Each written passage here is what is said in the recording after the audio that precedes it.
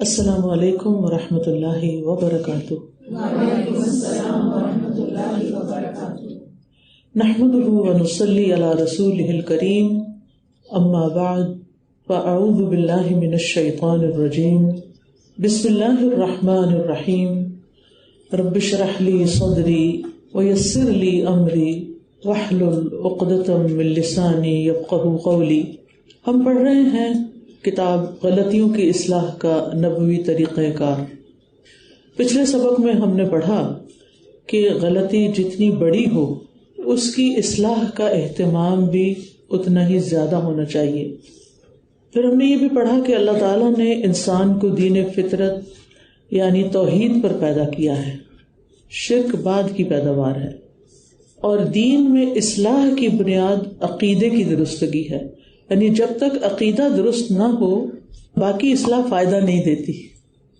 تو سب سے پہلے انسانوں کے اندر ہر صورت میں شرک سے بچاؤ کی تربیت کی ضرورت ہے کہ وہ شرک سے بچیں، اور اسی مقصد کے لیے اللہ تعالیٰ نے انبیاء علیہ السلام کو بھیجا کہ لوگ اللہ کی عبادت کریں اور اس کے ساتھ کسی کو شریک نہ ٹھہرائیں، کیونکہ اللہ نے انسان کو اپنی عبادت کے لیے پیدا کیا اور وہ عبادت خالص اسی کے لیے ہونی چاہیے۔ ابھی میں مغرب کی نماز میں سورۃ بینہ پڑھ رہی تھی تو اس میں آتا نا کہ وما امروا الا لیعبدوا اللہ مخلصین لہ الدین حنفاء، وہ اس کے سوا کچھ اور حکم نہیں دیے گئے تھے، وما امروا الا لیعبدوا اللہ، کہ اللہ کی عبادت کریں، خالی عبادت نہیں بلکہ مخلصین لہ الدین، دین کو اس کے لیے خالص کرتے ہو، حنفاء یکسو ہو کر، ادھر ادھر کسی اور کی طرف دیکھے بغیر صرف اور صرف ہر کام صرف اللہ کے لیے ہو، اللہ کی رضا کے لیے، اللہ کی اطاعت۔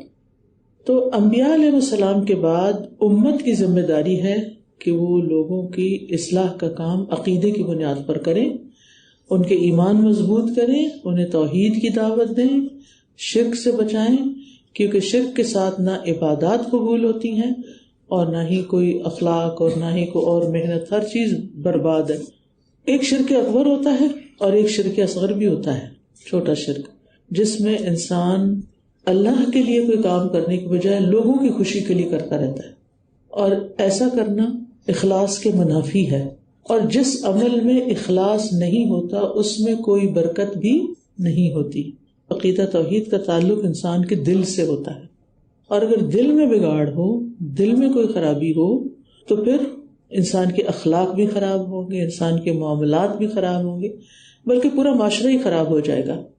اس کے برعکس جب ایک انسان صرف اللہ کے لیے کوئی کام کرتا ہے اور اللہ سے ڈرتے ہوئے کام کرتا ہے تو وہ زندگی میں ہر قدم احتیاط کے ساتھ اٹھاتا ہے کہ میرے سے کوئی ایسی حرکت سرزد نہ ہو کہ جس کی وجہ سے میرا رب ناراض ہو جائے۔ اور اسی طرح ہم نے یہ بھی سیکھا تھا اس حدیث سے کہ اللہ کی نشانیوں کو کسی انسان کی موت یا واقعے سے نہیں جوڑنا چاہیے۔ سورج چاند اللہ کی نشانیاں ہیں، ان کے گرہن لگنے کا تعلق کسی کی زندگی یا موت سے نہیں ہے۔ اور پھر یہ ہے کہ نبی صلی اللہ علیہ وسلم نے بیٹے کی وفات کے موقع پر صحابہ کی بروقت اصلاح کی۔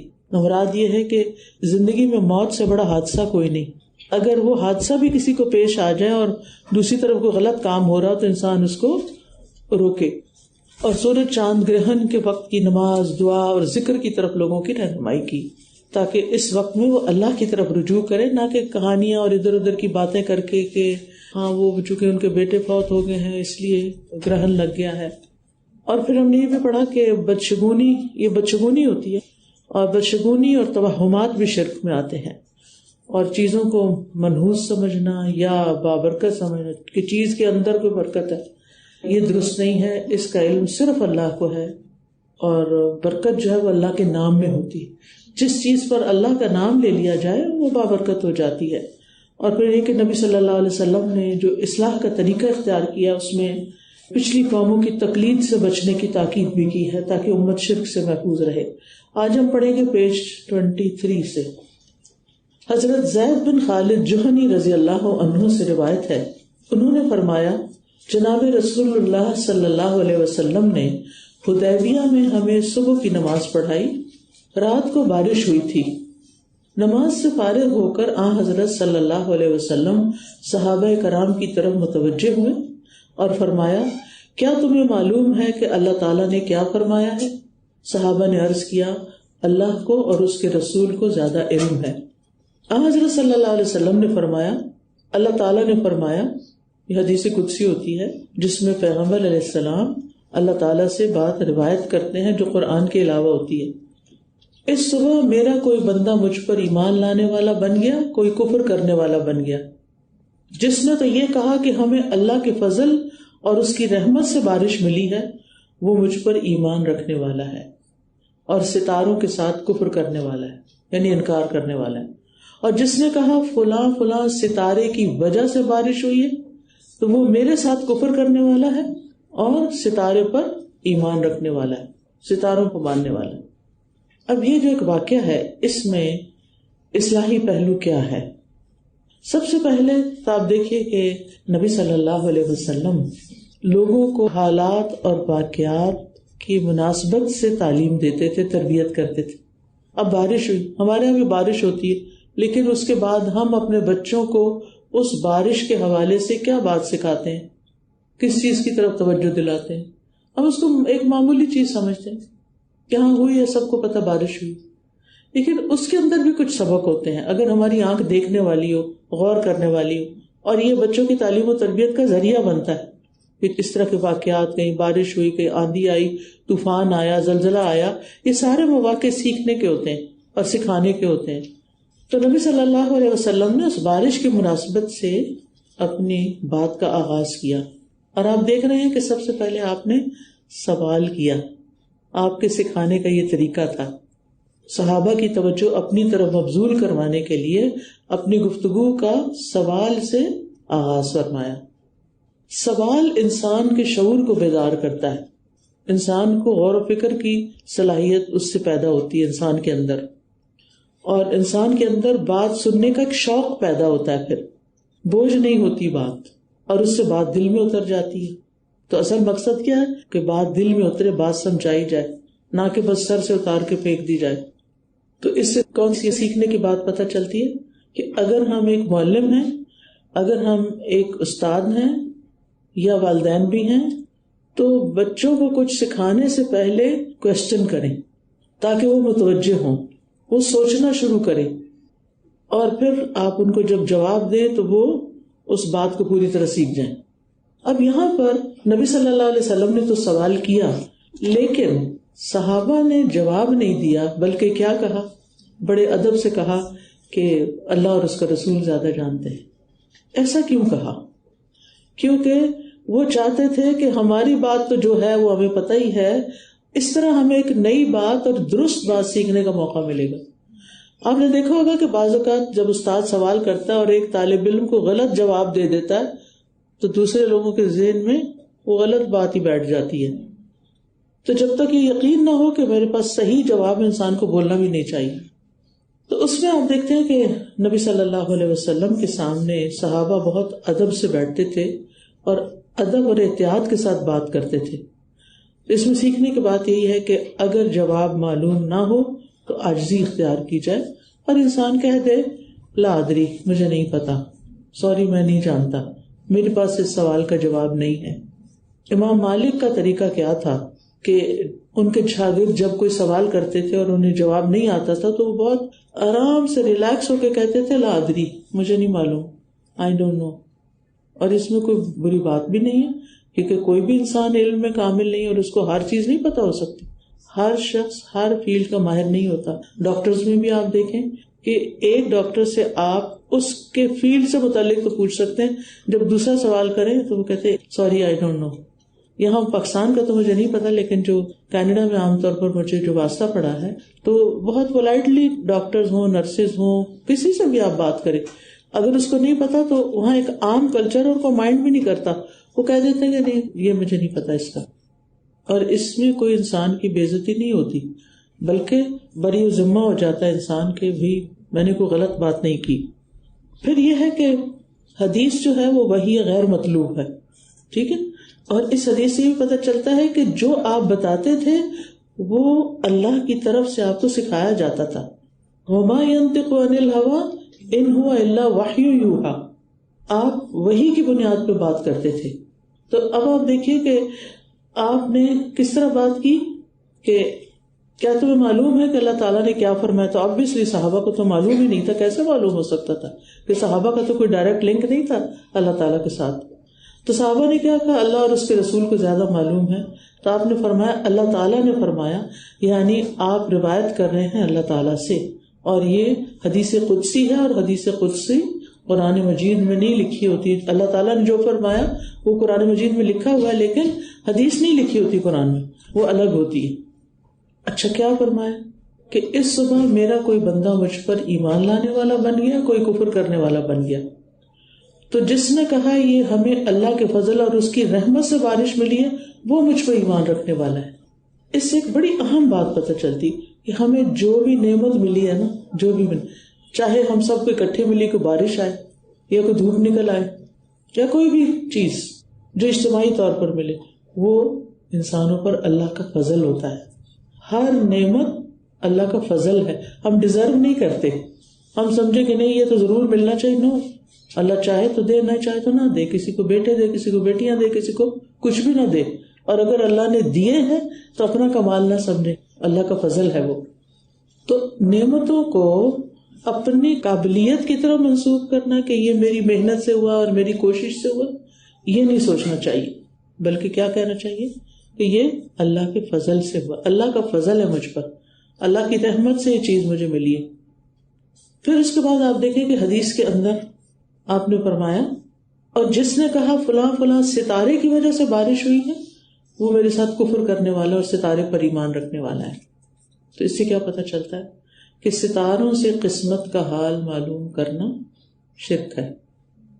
کسی کام کی کامیابی کو، کسی فضل کو، اللہ تعالیٰ کی کسی نعمت کو یہ سمجھنا کہ یہ مجھے فلاں کی وجہ سے ملا ہے، یعنی ستارے نے دیا ہے یا کسی بزرگ نے دیا ہے یا کسی خاص جگہ سے مجھے نہیں، تو سب کچھ دراصل اللہ تعالیٰ کا فضل ہے. یعنی اپنی ملنے والی جو نعمتیں ہیں ان کو اللہ سے جوڑنے کی بجائے چیزوں سے جوڑنا درست نہیں. بارش اللہ کی رحمت ہے، نعمت ہے. اگر کوئی کہے کہ فلاں ستارے کی وجہ سے بارش ہوئی ہے اور یہ سوچے کہ ستارہ خود بارش نازل کر سکتا ہے تو یہ شرک ہوتا ہے. ہاں، اگر کوئی یہ کہے کہ جب سورج یہاں سے نکلتا ہے تو پھر فصلیں یہ پکتی ہیں، تو وہ شرک نہیں ہوتا، کیونکہ وہ یہ نہیں کہہ رہا کہ جو سورج ہے اس کے اندر کوئی طاقت ہے اور وہ کچھ کر رہا ہے، بلکہ وہ ایک علم یا اندازہ ہے کہ جب یہ ستارہ طلوع ہو جاتا ہے تو پھر دن جلدی ختم ہو جاتا ہے یا رات جلدی آ جاتی وغیرہ وغیرہ. تو یہ تو صرف ایک، جیسے ہم کہتے ہیں کہ آج صبح 7 بجے سورج نکلے گا مثال کے طور پر، تو اس میں کوئی شرک کی بات نہیں، کیونکہ وہ کیلکولیٹڈ ہے کہ 30 دسمبر کو اتنے بجے سورج نکلتا ہوتا ہے. وہ سال ہر سال کا لوگوں کا ایکسپیرینس کی بنا پر انہوں نے کیلنڈر بنا دیا. کوئی یہ نہیں کہہ سکتا کہ آپ کو کیسے پتا کہ مستقبل کا علم آپ بتا رہے ہیں کہ 30 تاریخ کو اتنے بجے سورج نکلے. ہم سب کے پاس، آپ کو پتا ہے کہ آپ نمازوں کے کیلنڈر میں دیکھ لیتے ہیں، اچھا جنوری کی فلاں تاریخ کو شادی کرنی ہے تو اس دن ظہر کی نماز کتنے بجے ہوگی. کوئی غیب کا علم نہیں ہم معلوم کرے، یہ تو تجرباتی علم ہے. تو تجرباتی علم جو ہوتے ہیں وہ غیب کا علم نہیں ہوتے. ٹھیک ہے، اب یہاں پر میں آپ سے درخواست کروں گی کہ اس حدیث سے اگر آپ نے کوئی اور بات سیکھی ہے تو آپ مجھے بتائیے، آپ نے کیا غور و فکر کیا ہے. استاذہ، اس کے جو ٹائمنگز تھی نا نبی صلی اللہ علیہ وسلم کے صحابہ کو سکھانے کے، وہ بہت ہی امپورٹنٹ ایک ایسپیکٹ میں نے سیکھا کہ رات کو بارش ہوئی تھی اور پھر صبح کی نماز پڑھنے سے پہلے ہی انہوں نے صحابہ کو گائیڈ کیا، آرام سے نماز پڑھی ہوگی، اس کے بعد صحابہ کو فارغ ہو کے گائیڈ کیا نا. تو آئی واز تھنکنگ کہ نہ ہی بہت ڈیلے کیا تربیت کو اور نہ ہی بہت اس میں کوئی جلد بازی کی. بہت ایک بیلنسڈ اپروچ مجھے ایک نظر آئی کہ بچوں کو جب ہم اکثر سکھا رہے ہوتے ہیں تو اکثر ہم بہت ڈیلے کر دیتے ہیں تربیت کو، کہ چیز گزر چکی ہوتی ہے، بہت دیر ہو چکی ہوتی ہے. تو مجھے اس پہ بہت ایک لیسن ملا کہ بچوں کی تربیت کے ٹائمنگز نہ ہی حسل میں ہونے چاہیے اور نہ ہی بہت ڈیلے کے ساتھ. بہت اچھا پوائنٹ آپ نے بتایا کہ نہ تو یہ ہونا چاہیے کہ there and then, now and here, ابھی میں اس کی مرمت کرتی ہوں اور ابھی میں اس کو سبق سکھاتی ہوں. نہیں، تھوڑا سا ٹائم دے، اس کو بھی سوچنے کا موقع دے، خود بھی سوچے. اور نہ ہی یہ کہ وہ بس بات آئے گی، اس وقت تو خوب غصہ چڑھا ہوا تھا اور اس کے بعد بھول ہی گئے کہ اس کو کسی اور موقع پر سمجھانا یا ٹھیک کرنا ہے. تو اس میں اعتدال کی ضرورت ہے. Good point. جی استاذہ، میں اس میں دیکھ رہی تھی کہ نبی صلی اللہ علیہ وسلم کا جو انداز تربیت تھا نا یا تعلیم تھا، وہ جیسے ہم بی ایڈ میں جب لیسن پلان کرتے تھے ہمیں کہا جاتا تھا کہ پریویس نالج اسٹوڈینٹس سے پوچھیں، کیونکہ اس سے ان کا ذہن اور دل جاگتا ہے. کیونکہ ویسے مثلا ہر انسان نا اپنے مائنڈ سیٹ کے ساتھ بیٹھا ہوا ہوتا ہے نا، لیکن جیسے سوال پوچھا جاتا ہے تو ایک دم سے ذہن بھی جاگتا ہے، الرٹ بھی ہوتے ہیں، اور پھر ایبزارپشن زیادہ بہتر ہوتی ہے. اور استاذ اس سے یہ بھی فائدہ ہوتا ہے کہ جیسے وہ صحابہ کرام سوچنے پہ تیار ہو گئے اور ایک دم سے فوکس ہو گئے. اور ایک اس کا جو فائدہ اکثر بتایا جاتا ہے وہ یہ ہے کہ اسٹوڈینٹس امپورٹنٹ فیل کرتے ہیں اور وہ پارٹ آف تعلیم فیل کرتے ہیں کہ ہمیں اہمیت دی گئی، ہم سے سوال پوچھا گیا، اور انٹریکشن سے پھر ان کی ایبزارپشن بھی بہتر ہوتی ہے. جزاک اللہ خیرا. ہما سبھی. جی سادہ جی، بہت ہی زیادہ انسپائرنگ یہ حدیث تھی. سوال کرنے سے مجھے ایسے فیل ہو رہا تھا کہ جیسے جب سوال کیا جاتا ہے نا تو جس کی اصلاح کی جاتی ہے، جس کی تربیت کی جاتی ہے، تو اس کو بھی اس کی اصلاح کے پروسیس میں انوالو کر لیا جاتا ہے. وہ کنیکٹ فیل کرتا ہے، وہ پٹ آف نہیں فیل کرتا، اور وہ اپنی اس تربیت کو، یعنی کہ یہ بات ہے نا کہ سوال کر کے ایک تھوڑا ٹائم دیا جاتا ہے، وہ ریڈی ہو جاتا ہے پھر اس چیز کو لینے کے لیے، اصلاح کے لیے. اور دوسری چیز جو مجھے بہت اس میں یہ بھی انسپائر کر رہی تھی کہ صحیح بات اصلاح کے دوران کرنا، صحیح علم کی بنیاد پہ بات کرنا. اکثر جب ہم دوسروں کی اصلاح کرنے لگتے ہیں نا تو ہم ادھر ادھر کی باتیں کرنے لگ جاتے ہیں، یا اس میں کہیں غیر حقیقی بات شامل کر لیتے ہیں، یا کچھ سٹوریز اس طرح کی شامل کر لیتے ہیں جن کی کوئی حقیقت نہیں ہوتی ہے. تو یہاں سے ہمیں یہ بھی پتہ چلتا ہے کہ اصلاح کے لیے بھی اگر ہم انہی باتوں کو اختیار کریں جو کہ حقیقت پر مبنی ہے تو انشاءاللہ اس سے بھی بہت فائدہ ہوگا انشاءاللہ. Real life stories, real life situation جو سامنے نظر آ رہی ہے اور سب ریلیٹ کر سکتے ہیں اس سے، یہ بڑا اہم ہوتا ہے. جزاک اللہ خیر. جی استاد جی، یہاں پر یہ بھی ایک پوائنٹ ہے کہ جیسے ہی ہم کسی سے کوشچن کرتے ہیں نا تو امیڈیٹلی ہمارا جو تھنکنگ سیکٹر ہے نا وہ ایکٹیویٹ ہو جاتا ہے. اور اگر وہ ایونٹ پہلے ہوا اور ہم نے اس کو دیکھا ہو تو ہماری جو ویژول سینس ہوتی ہے وہ اس نے اس کو بہت اسٹرانگلی سیو کیا ہوتا ہے، تو وہ فوری طور پہ جو ہے نا وہ ہم اس کو ریلیٹ کر پاتے ہیں.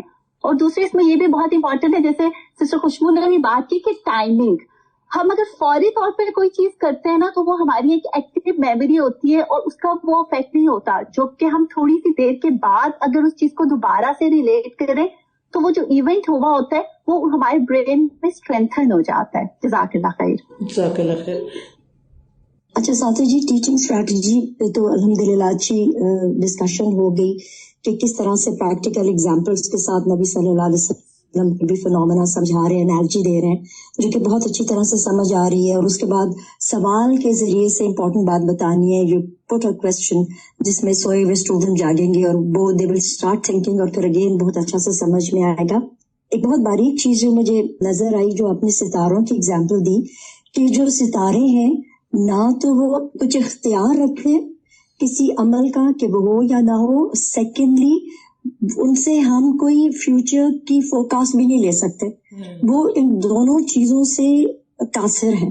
سو ہمیں دونوں چیزوں پر ریلائی نہیں کرنا. مثلا اگر شادی کرنی ہے تو ستاروں کی چال دیکھیں کیا ہے، نہیں، وہ کچھ بھی اختیار نہیں رکھتے، نہ کسی کنٹرول ہے سچویشن کا، نہ وہ ہمیں بتا سکتے ہیں کہ یہ ڈیٹ اچھی ہے یا ڈیٹ بری ہے. تو یہ دو چیزیں مجھے نظر آئی ہیں. اصل میں تو اصلاح اسی چیز کی کرنی تھی، اور یہی اس حدیث کا اصل جو ہے کرسٹ ہے.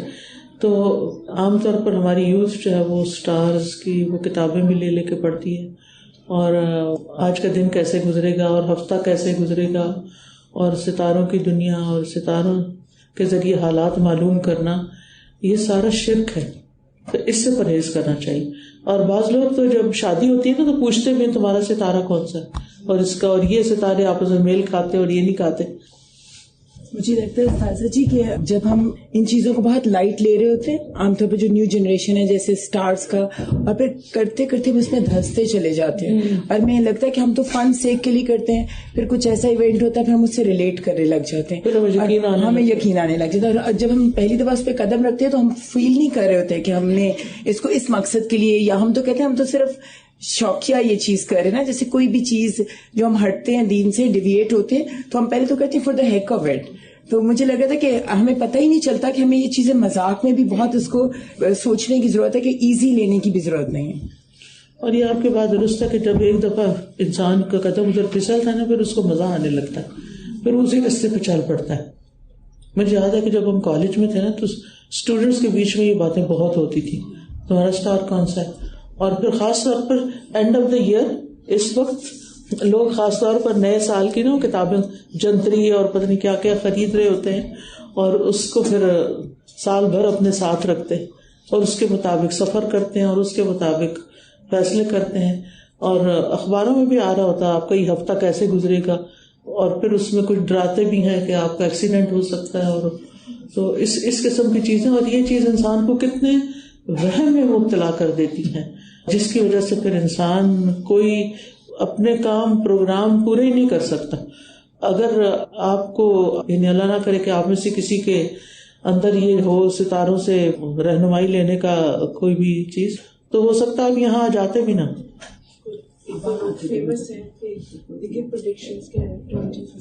جی ہاں، اور اس طرح کی باتیں بھی کہ 2026 جو ہے وہ فلاں پہ بڑا بھاری ہوگا اور دنیا میں پتہ نہیں کیا کیا تباہیاں آ جائیں گی. اور کئی دفعہ اس طرح کے نجومی جو ہیں وہ، اچھا نجومی کو نجومی کہتے بھی اس لیے کہ وہ نجوم ستاروں سے ہی وہ رہنمائی لے رہے ہوتے ہیں، تو اس سے پرہیز کرنا چاہیے. خلاصہ یہ ہے کہ ہمیں اپنی کامیابی یا ناکامی کے اسباب کو ستاروں سے نہیں جوڑنا چاہیے، یہ اصل چیز ہے. حضرت عبداللہ بن عباس رضی اللہ عنہ سے روایت ہے کہ ایک آدمی نے کہا، اے اللہ کے رسول، جو اللہ چاہے اور جو آپ چاہیں وہی ہوتا ہے. حضرت صلی اللہ علیہ وسلم نے فرمایا، تو نے مجھے اللہ کے برابر کر دیا، بلکہ وہی ہوتا ہے جو اکیلا اللہ چاہتا ہے. اس میں ہم دیکھتے ہیں کہ صحابہ جیسے کہ نبی صلی اللہ علیہ وسلم سے بہت محبت کرتے تھے، لیکن کسی سے محبت کا مطلب یہ نہیں ہوتا کہ اس کو اس کے مقام اور مرتبے سے بلند کر دیا جائے. اس کو غلو کہتے ہیں. آپ نے پڑھا ہوگا ایک لفظ غلو ہوتا ہے کہ کسی کی محبت میں حد سے بڑھ جانا، کسی کی رسپیکٹ میں حد سے بڑھ جانا. تو ہمارے دین میں اس کی اجازت نہیں ہے. نبی صلی اللہ علیہ وسلم سے محبت ہمارے ایمان کا حصہ ہے، لیکن آپ کی محبت اللہ کی محبت سے زیادہ نہیں ہونی چاہیے. اسی لیے کہا جاتا ہے نا قرآن مجید میں، والذین آمنوا اشد حبا للہ، ایمان والے اللہ کی محبت میں سب سے زیادہ شدید ہوتے ہیں. اور پھر خاص طور پر آپ کی محبت میں شرک نہیں کرنا چاہیے کہ آپ کو اللہ کے برابر قرار دے دیا جائے کہ جو آپ چاہیں اور جو اللہ چاہے نہیں. اور کیونکہ عربی عبارت یہاں نہیں ہے لیکن اس میں نا ند کا لفظ آتا ہے، اجعلتنی للہ ندن، کیا تو نے مجھے اللہ کا ند قرار دیا. ند کا مطلب ہوتا ہے ہم پلہ، شریک، برابر سمجھا جانے والا. تو اس میں صرف الوہیت میں شریک بنانے کی حد تک بات نہیں ہوئی، بلکہ اللہ تعالیٰ کے علم، قدرت، اس کی عبادت اور دیگر صفات میں جو کسی کو شریک کرنا ہے وہ بھی ند کہلاتا ہے. یعنی یہاں اگر شرک دیکھیں، جو اللہ چاہے، اللہ کی مشیت ہے نا یہ، اور جو آپ چاہیں، تو مشیت کیا، اس کی صفت ہے اللہ کا چاہنا. تو اس میں بھی اللہ تعالیٰ کے برابر کرنے سے شرک ہوتا ہے. شرک صرف ذات میں نہیں ہوتا، صفات میں بھی ہوتا ہے. اور اس سے بھی پتہ چلتا ہے کہ بعض لوگ اللہ تعالیٰ کو رب مانتے ہوئے، معبود مانتے ہوئے بھی اس کے باوجود بھی شرک کر جاتے ہیں.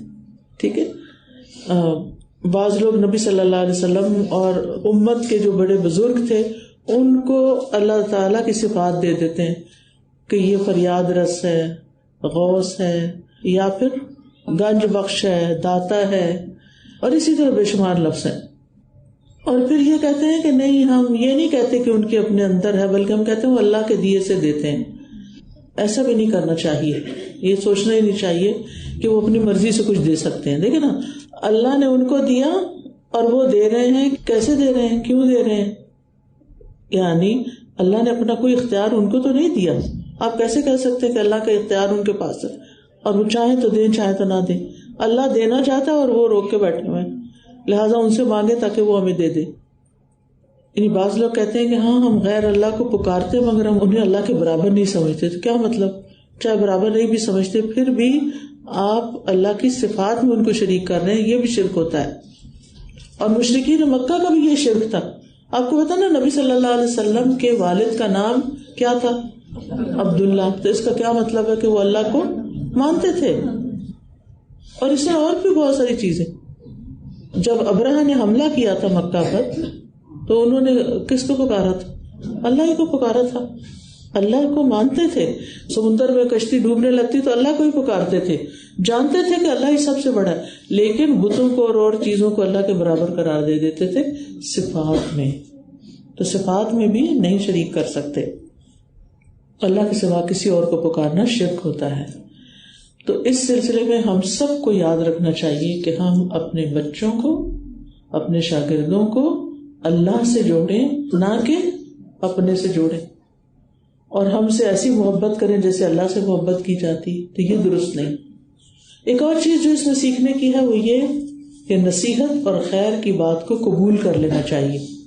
صحابہ نے ریزسٹ نہیں کیا. جب آپ نے فرمایا کہ اجعلتنی للہ ندًا, تو انہوں نے آگے سے کوئی تعویلیں نہیں پیش کی, کوئی بحث نہیں کی, کچھ نہیں, ایکسپٹ کر لیا. صحابہ نبی صلی اللہ علیہ وسلم کی ہوئی نصیحت اور خیر کی بات کو فوراً قبول کرتے تھے, کوئی بحث نہیں شروع کر دیتے تھے. اچھا, ایک اور چیز آپ نے غور کی کہ نبی صلی اللہ علیہ وسلم نے کتنا مختصر جواب دیا, کوئی لمبی چوڑی تقریر نہیں کی. اجعلتنی للہ ندًا, تم نے مجھے اللہ کے برابر قرار دے دیا, یہ کہہ کے کہ جو اللہ چاہے اور جو آپ چاہیں. ہمیں نا مختصر بات نہیں کرنی آتی. ہم ایک ہی بات کو پیٹتے رہتے ہیں, بار بار کرتے رہتے ہیں, اور بچے پہ بیزار ہو جاتے ہیں, ہم سے تنگ آ جاتے ہیں, وہ اپنے کان بند کر لیتے ہیں, ایئر پوڈز لگا لیتے ہیں, سننا ہی نہیں چاہتے کیونکہ ہم اتنا ریپیٹڈلی ان کو سر کھاتے ہیں. تو یہ نہیں ہونا چاہیے, ٹھیک ہے. تو اسلام میں نرمی بھی ہو, کم الفاظ ہوں, کوشچن ہو, تاکہ دوسرا سوچے, اور خیر خواہی کا جذبہ ہو, اور اخلاص کے ساتھ کام کیا جائے.